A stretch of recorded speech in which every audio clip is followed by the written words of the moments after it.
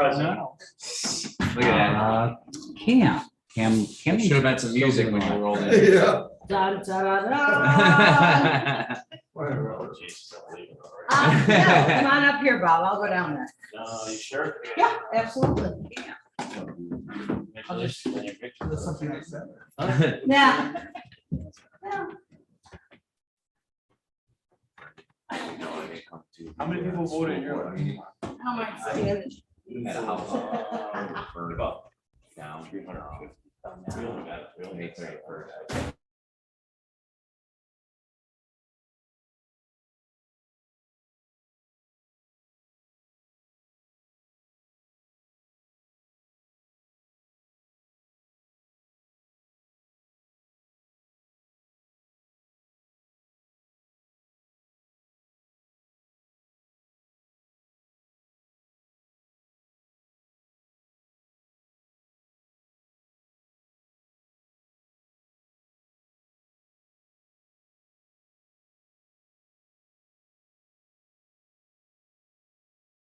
About your crap I should give to you Okay. from the like 60s. and Oh, 70s. I love that shit.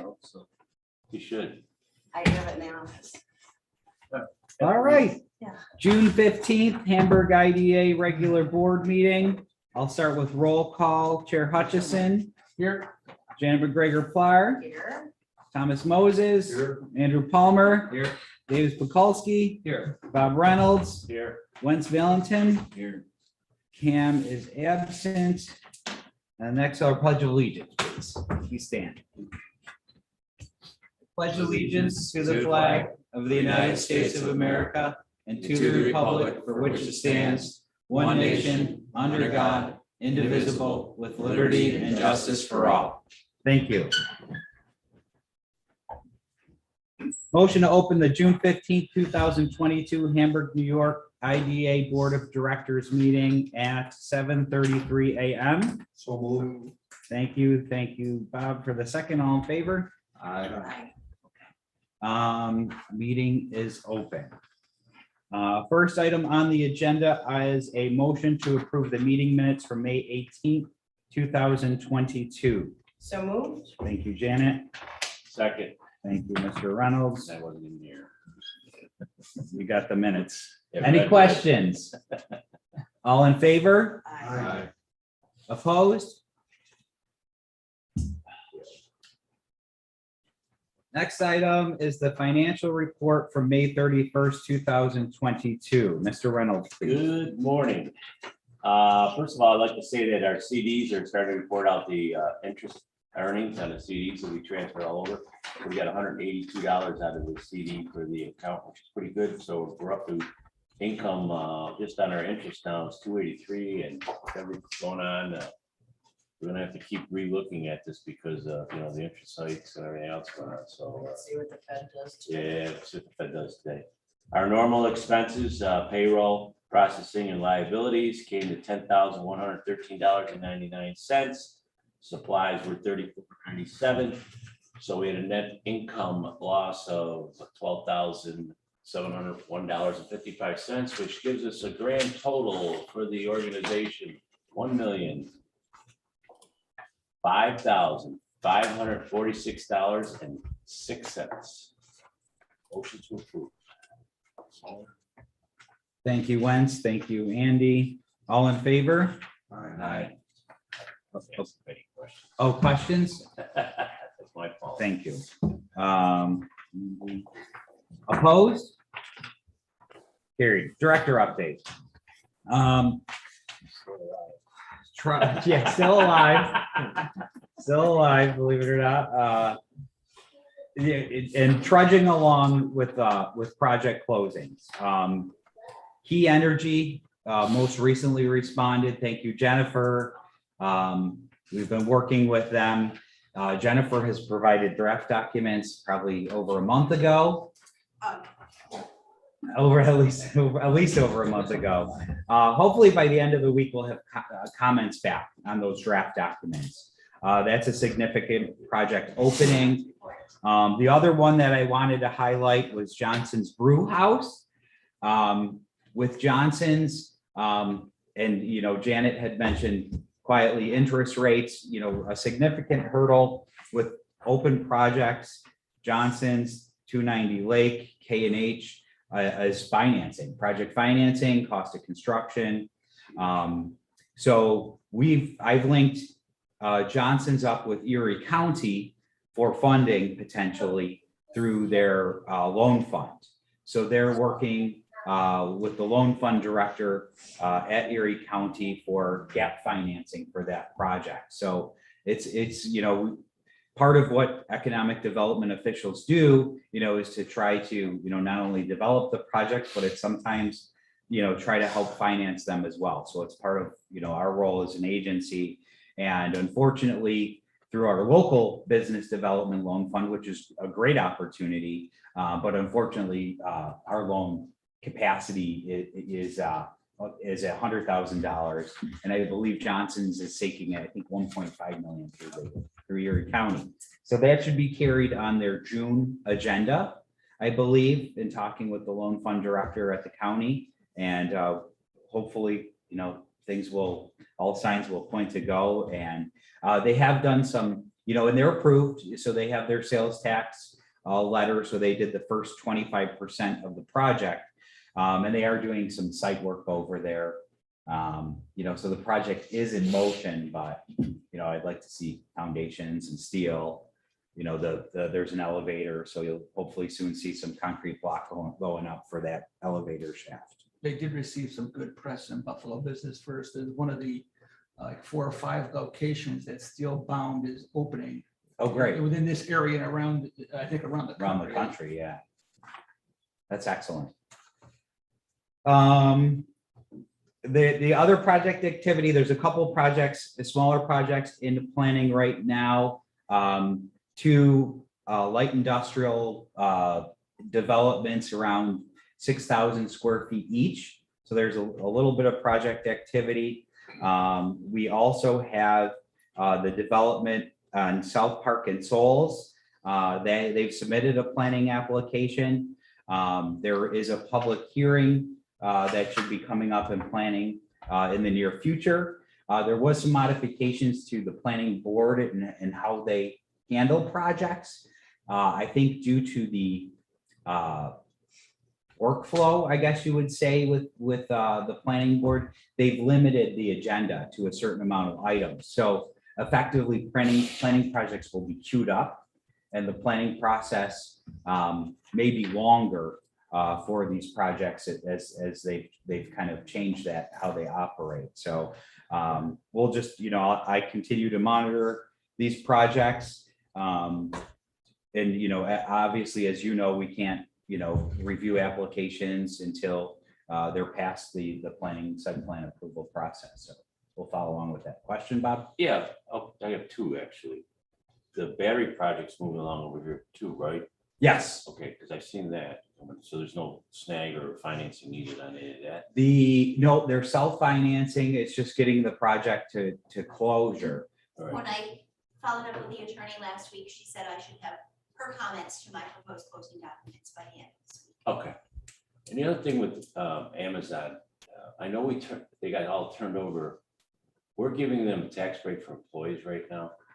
And I would like, if we could have some kind of hard start, you know, I don't want to call it hard, but some startup date, because they owe some employees over there for the tax breaks and everything like this. And the building's done. There are dates.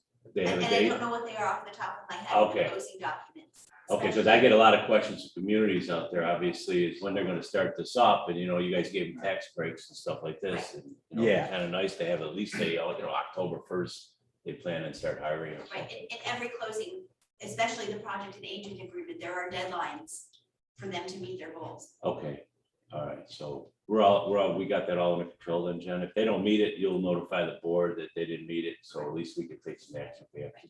Okay, thank you. And they have benefited from the sales tax exemption because the project is built. Right. The property tax will not be affected until March of 2023. Oh, So, because they haven't been revalued yet.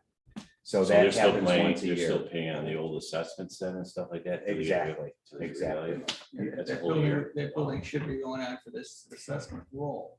Yes, so Which they, should be but like the school they, tax in September, school tax, yes, yeah, you're right. right? And Should be then on for that, right? but they got their CFO after the March 2022 roll date. Is that, what is that? The lock-in date? Tax status day. March 1st was taxable status day. Yes, However, I mean, that building was up and complete before, March 1st. So I would say, in my opinion, it would be on the assessment roll. okay. The old assessor would say that. That's what I would say. We can't even speak for the old assessor. And the old Frontier Central people would like to see that it's something that's. After. Right, Janet? If the project was closed, then it would go into it would be under, it had to be closed before March 1st for it to get the exemption. From Right. working with the town assessor, the certificate of occupancy was not issued until after the tax status date. So I would again go back to it's up and there. It Okay, was up on March 1, that building was substantially complete, in my opinion. I would Okay. put it on. Even if it wasn't at full value or. at There full could be a assessment, partial, yeah. They could do a partial assessment. Right, correct. Because that helps everybody. Right. It helps it may Yeah. not, with the exemptions, it may not be as much of a tax, collection is for the school or the town and county, but it's certainly gonna help the special districts, because there is no break on special district charges. so any action item on that? I mean, it's more of the assessor's I'm purview. just making sure that Okay, publicly, we're on record, that we're on top of this, which we are. Okay, everybody's on top of it, just to make sure the town has to be on top of the assessment. It's not our responsibility, Exactly. but I just want to make sure that we're, That the contract is being followed. yeah, because of the hiring. Each applicant has to submit their reports to the office. Okay, And if there's any issues, then I'm made aware and you always. develop a plan. I just, it's good to be on record that we are. on top of it. Absolutely. great. Did you have a comment? I did, just on the fact that I think it's great that, it's a great question, Bob. I think we're keeping track of it. It's important, but I mean, market forces are beyond our control, anybody's control. And I would like to remind everybody of the $1 billion that was invested in Western New York with over hundreds of millions in Tesla, that now 5 years later, they just finally met their employment obligations. So I understand we got to keep on top of it and act in the best interest of our community. That's what we're here for, but I think we need to be careful. And that's why we have the recapture policy. And if any applicant can't meet their goals, they do have the opportunity to come to the board and explain the reasons why they haven't met the goal, when they expect to be able to, and then the board can decide the best course of action. Yeah. So you do have that, I guess the applicants have that protection of that policy, allows the board some discretion to deal with current situations. Thank you. Yeah, and just so there's no confusion, I mean, they're fully compliant at this point. They're not out of compliance in any fashion. All right. The next item is the CARES grants, where we've been deploying monies to small businesses. We've approved one at our HDC meeting on Monday this week, so that brings the total to 4. That brings us to $182,000 in grants through the CARES program to businesses in the town. We have 1 new application received since our last meeting. We have 3 in process. So we're moving towards deploying all this money. We had a $400,000 cap, but we do have $218,000 remaining. So there's still available monies out there. We're still marketing the program. We're working with our program consultant and doing some advertising, and then also a press release with the town and the people that have supported this, Councilman Beth Farrell, Supervisor Hope, as essentially the checks, the checks are presented, or, the payments are presenting to these businesses. Yes. I saw something, and again, this is on social media, so I don't have any idea if it's 100% accurate. Is there, I think one applicant is moving to the McKinley Mall, is that correct? Potentially, statement? yes. Okay. Yeah, potentially, yeah. I know one applicant is working through lease, some level of lease Nice. negotiations or development and, so they are changing sites, which is absolutely fine as long as it's in the town of Hamburg. Right. So that's Great fine. news. Yeah. Especially going to the mall. Yeah, exactly. Okay, on the bond financing, we are working with, one that's more active than the other, local not-for-profit. I have a meeting on June 20th. Next, under advocacy, the state is reintroducing a program called Restore New York, which is for, underdeveloped sites, brownfield sites, so like a redevelopment or a brownfield remediation. And these projects can be very lucrative in terms of state funding. There's a 10% owner match requirement, so the state can fund to a cap, but 90% of the project. So I've met with the town supervisor, Councilmember Connolly, and we're essentially establishing a list of potential sites among the town and the villages. Sorry, I lost my train of thought. So we're going to establish a short list. I will communicate with the owners of the property because most of these sites, the town does not have site control. They're not an ownership interest in. So if the owner is on board, then we would coordinate meetings with the town. This will be a town initiative. It has to go through a public hearing. It has to go through a town board approval. But this should be rolling out later in the year through the state. So if you have particular sites in mind, we have talked about the old Reefler plant. We've talked about the Calkins site. We've talked about McKinley Mall. I think those are, we've talked about the South Shore Golf Course site, which may have some potential. I don't know as a redevelopment site because it was it's kind of, it's not like there was a plant on there or buildings. It was a golf course. So it's, whether it's greenfield or not is kind of to be determined, and the state hasn't ran their updated policies, on the project yet. So they said this is coming. I've met with ESD last Friday for some clarification, but the kind of terms and conditions are not out there yet. They're still from 2017. So please feel free to communicate, or if you'd like to get involved, contact me and I can loop you in with the town board members. And also with Empire State Development, there was an announcement in the last week. Karen Utes is the new regional director. That person hasn't started working with ESD. The announcement was made. So I'll look forward to be working with Karen through the transition. She's essentially our regional lead and contact for Empire State Development. Potential new board member. Thank you, Janet and Cam, who is not here. The town led on Cam's referral, so I talked to your referral and just said, we'll keep you in line.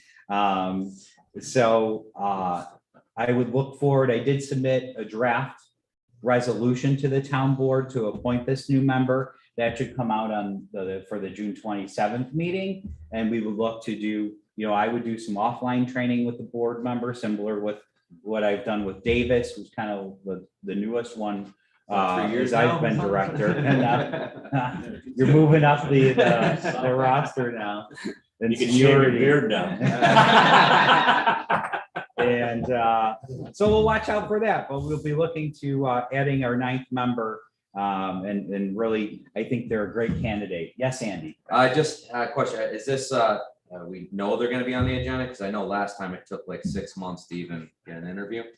I know they vetted the person, they've had, just kind of a meet and greet. All right. I've submitted a profile and a resume, and then I've submitted a draft resolution. So that's, I'm imagining it's gonna go to June. I mean, I've done all I can at this point. So we'll see. I think they're motivated. They know there's a need there on our behalf, on the agency. And so I'm positive, I would say. Cool. Our next board meeting is July 20th. I am monitoring, Pitch Hamburg, has had a lot of developments that we've talked about. The site is currently being fit out. We are getting, I believe, a donation of technology there, which would have a lot of this equipment and actually a nicer fashion for AV. So I may look to go through the process and move the meeting over there so you can get a chance to see the site. We have our certificate of occupancy, but I just would like the technology there so you can take a tour and learn more firsthand what's going on with the program. And that's either way, whether or not it's Blaisdell or there, it'll be July 20th at 7:30. You need a motion to make it. No, No, because you don't, well, if you're changing the location, it should just be noted. yeah. Notice of meetings before that meeting goes out. Just some internal meetings of note. We talked about Restore New York. I met with the village mayor of Hamburg on a new developer in the West End. So we've had some informational meetings. ECIDA and Phil have been helpful in terms of easements on the rail. And I did follow up with the developer, with the potential to coordinate a meeting if he had questions on that, and he hasn't responded yet. So thank you for providing the information. And if I need you, certainly I know you're responsive and able to connect on that. We had a public session for the town gateway meeting that was on June 2nd. Pitch Hamburg, we talked about, we did, as the IDA, join the Village Business Advisory Council for the Village of Hamburg. We had a Hilbert Advisory Board meeting on June 8th, Invest Buffalo Board meeting, June 9th. And loan activity with the Hamburg Development Company is low this year. We're kind of competing with ourselves with the grant program, so that's one thing. And sure enough, is after I put this director report together, I did have a call with a potential applicant yesterday, and I'm meeting with that person on Thursday, so there might be some interest there. But we are looking to deploy these funds. We have these loan funds, and we want to get them out on the street. So our loan program is very low interest. It's 0.75% of prime. Similar to the ECIDA, you have to be incompatible with bank financing. You have to be shut down at the bank for financing, or we will do a gap funding situation. So that's how it works. And often, as the interest rates go up, this program will become, more in play in terms of the financing structures as well. We may see that. But again, when we have grant activity available that you don't have to repay, and certainly, I'm going to put to these investors and business operators what the best case scenario is for their financing. So, if they're applicable for the grants, I'm going to tell them about the grants, and say you should seek this out before you do the financing, because that's what we're here to do. So What's that storefront grant for Erie County planning? that's through the county. Okay. So we don't administer it at all. So I simply refer people to it, but I believe there was $10 million in funding, and there may be more allocated. I know the demand is very high. I know the funds are running out, but they're storefront revitalization grants up to $40,000. So any type of business, can apply for these. I have a feeling, my understanding is that it's competitive. So they will give priority to districts, I guess you would say, like business districts that have a number of applicants, so the grants can be more impactful. So if 5 businesses, in a block are applying, that would receive priority. In addition to that, minority and women-owned businesses will receive priority as It's well. kind of on. I would just, because our villages, they always, Yeah, sure they're involved. I'm hoping. yeah, that was just introduced, probably A lot of about 2 storefronts months out ago. there in our village, even with the remodeling done in the village of Hamburg and Blaisdell's got stuff. Is that something like along the lines was it the Main Street grant a number of years back? Similar, I don't think the Main Street grants had that cap of $40,000. I wasn't, No, they didn't. so, yeah, Still- Blaisdell it's did the still a last good Main investment, Street grant. $40,000. it is a reimbursable grant, so There's a that's the couple only. businesses in the village are Oh, taking they- advantage of it. Oh, good. Yeah, I've talked to a number of people, in terms of, as best as I could answer questions on the application and, and referring them to the program as Oh, well. that's awesome. Okay, any other questions on the director report? Oh, one last item I forgot to cover. If you are on social media, please like and follow the Hamburg Development Company's site. I know Bob does.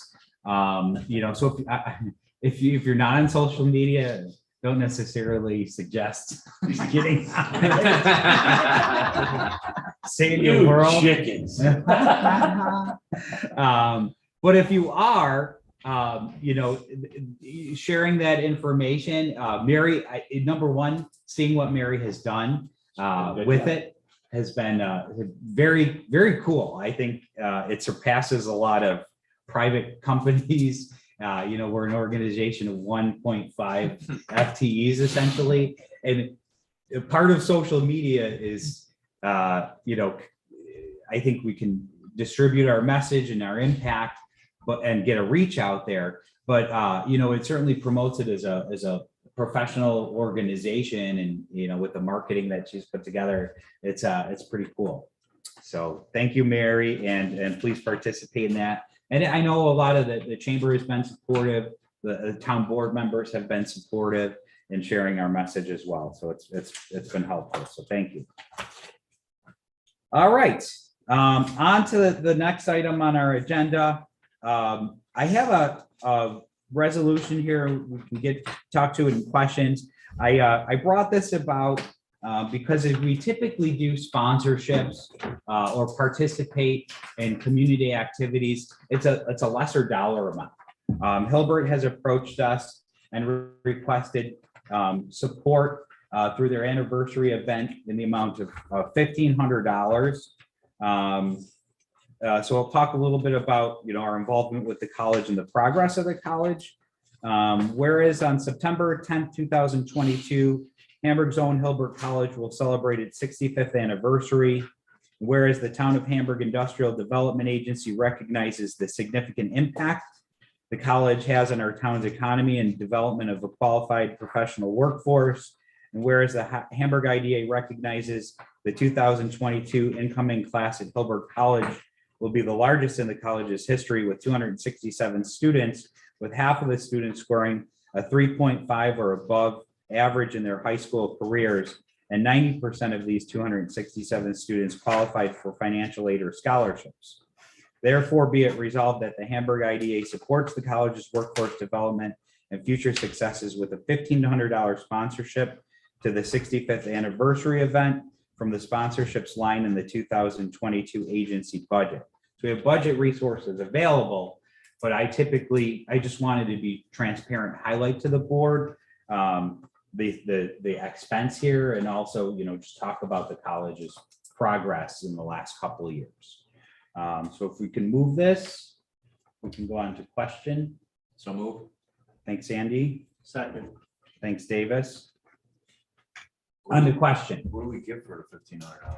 So the $1,500 sponsorship would be for an anniversary event that will be held on September 10th.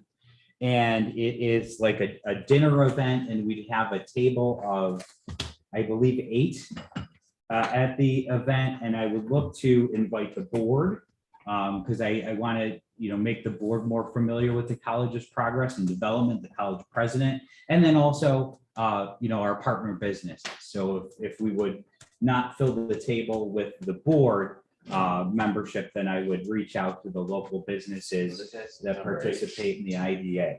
September 10th of this year. I don't know what day it is. We would also table of 8, and they would do marketing in the program book and also displaying our image, our logo at the event as well. I just want to talk about, I do serve on the college's advisory board.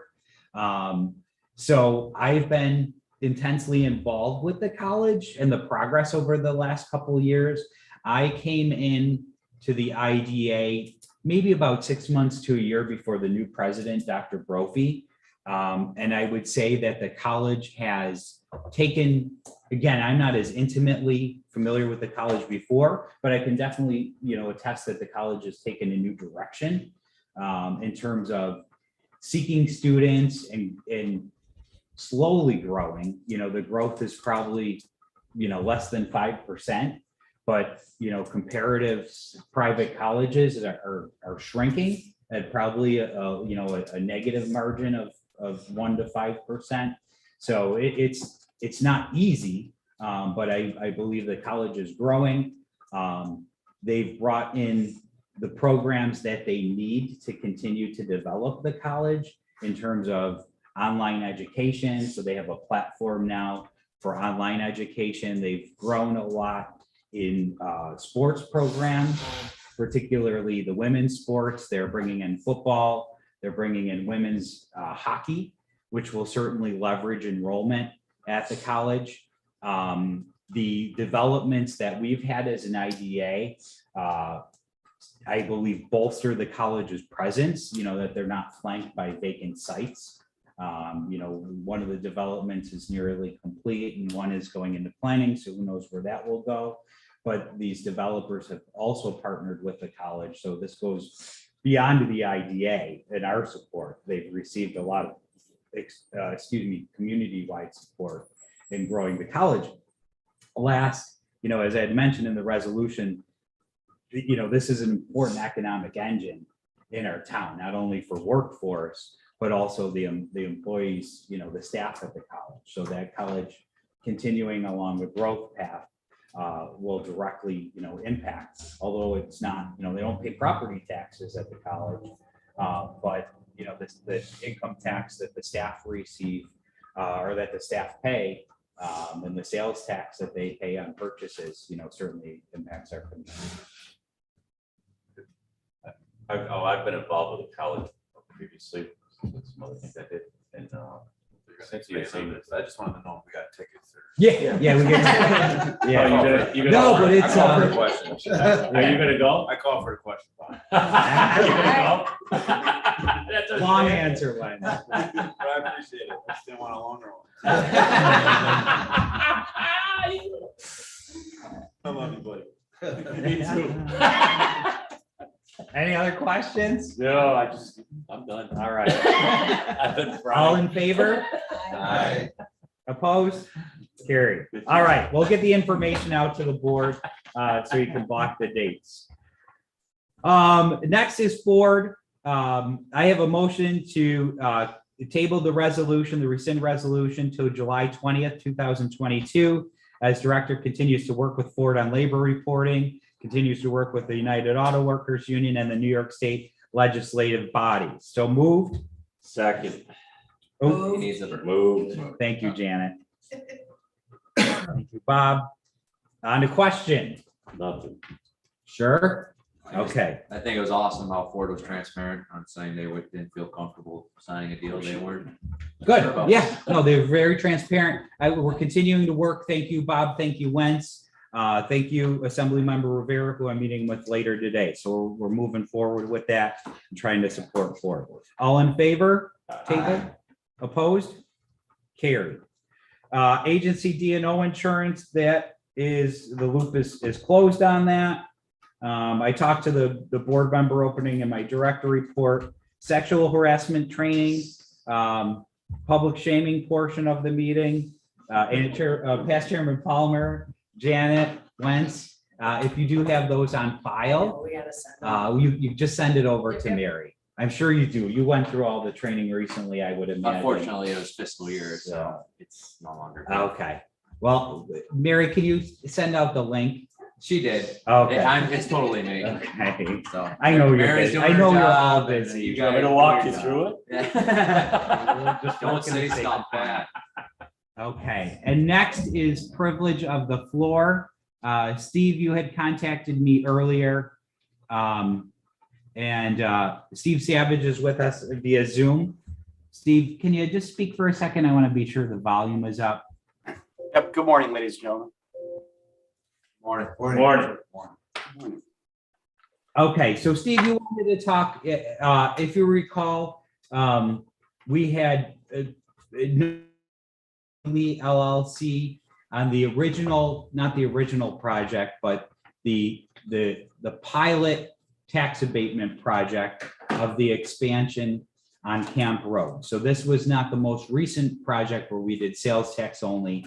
This was the existing pilot where I believe there's 3 years remaining in the pilot. And we had notified Billy Lee LLC that the insurance was not compliant because it was not being provided by Billy Lee LLC, but they had it provided through the tenant, which is E1. So Steve, I just wanted to have a quick introduction, so go ahead. Okay. Well, what I found is that the pilot agreement between the HIDA and Billy LLC requires 3 insurances be maintained at Camp Road, namely property, liability, and workers' compensation insurance. The details regarding these coverages, including naming the HIDA as an additional insured, are stipulated in there. There also exists a June 2010 sublease agreement between Billy Lee as the sub-landlord. That's because the HIDA is the landlord and E1 Inc. is the subtenant there.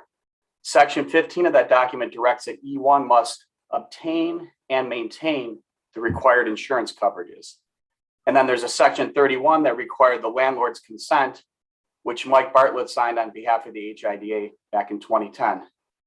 There's also a Fourth Amendment to the sublease that was executed by Sean Doyle back in January 2020 that consented to the 2010 lease and the amendment after. And what's nice about that sublease amendment is that it keeps E1 in Hamburg for another 10 years or so. So while Billy Lee is required to maintain the insurance for the pilot agreement, E1 is the one that's required to maintain and obtain the insurances. It uses the word obtain there because it's making a differentiation between maintain and obtain. According to the insurance providers, HIDA and Billy Lee are named as additional insured on these required policies, which in general, it doesn't matter which organization obtains the policies, as long as the additional insured requirements are met. So even if Billy Lee were to obtain the insurance policies instead of E1, the HIDA would still be an additional insured. So as such, the HIDA is protected to the exact same manner, regardless of which tenant obtains the policies. In addition, there's just 2 more things here. The fact that one of the 3 required insurances, namely workers' compensation, must be obtained by the subtenant as the employer, which indicates that the intent has always been for the subtenant to obtain the 3 insurances. There's a long-standing precedence here that the subtenant obtaining these 3 required insurances. R.D. Murray Incorporated did so since 1999. We have American La France LLC. They did so since 2005 and E1 since 2010. Billy Lee has continuously maintained the insurances through the different subtenants for the last 23 years. So after considering all this, I'm just happy to report to the board today that Billy Lee has always met the required insurance obligations and is continuing to maintain that their subtenant E1 is providing all required policies and obtaining those each year, and we're providing proof of them each year. Hope that clarifies things. Thank you, Steve. I think we should have Jennifer take a look at, the past, Absolutely. Sean has agreements. offered to set up a conference call with All the right. appropriate parties to Right. do it all. Okay. Yeah, Steve, what we will do is if you can send me some, I don't know if you have it now, but or email me some available times, we'll set up a conference call or you're welcome to come to the office, but we can, whatever's most convenient for you, and then we can review this. So Okay, that sounds good. Thank you. I just have one look, just part of that company, with all the transactions going on, you're staying involved with this company for the next 10 years then through Billy Lee? The corporation, I mean, are you guys splitting up, in other words? Or is Because I thought we had some type of split or something going on here. That's why we went into this more and more. No? Well, there's an ownership entity. Yeah. And then there's a tenant. Right. Are they splitting? No, No, okay, so you're staying involved with everything then still? Steve is a principal with Billy Lee LLC. So Steve is a partner on the land and the building. So, yeah, E1 leases from Billy Lee. right, so they're, with the settlement that's going on because of your father, then everything is the same then going forward with the ownership of the land and everything, right? at this point, yes. That's what was in my thought, because I know there's a lot of stuff going on with the ownership. Yeah, their connections with the father. I don't think there's any connection with Steve and E1. Okay, all right. Yeah, I'm no longer employed with E1. I work for a different company now, but I'm responsible for Billy Lee LLC. And there is a standing lease between Billy Lee LLC, it's a sublease, and E1 Incorporated. And I think that's for another 10 years. Okay. All right. All Thank you. right. Thank you, Steve. We'll you. talk You're soon. welcome. Thank you. Anyone else for privilege of the floor? Bill, you want to talk about anything going on with the county quick? No, thanks. All right. Don't you want to get on camera? Let's scare you away for it. Good to see you back here. Thanks for joining us. Executive session, motion to adjourn. Oh, yes, Gwen. Thank you. Second, Second. thank you, Bob. 8:13 a.m. All in favor? Opposed? All right. Thank you, everyone. We'll go to the land meeting.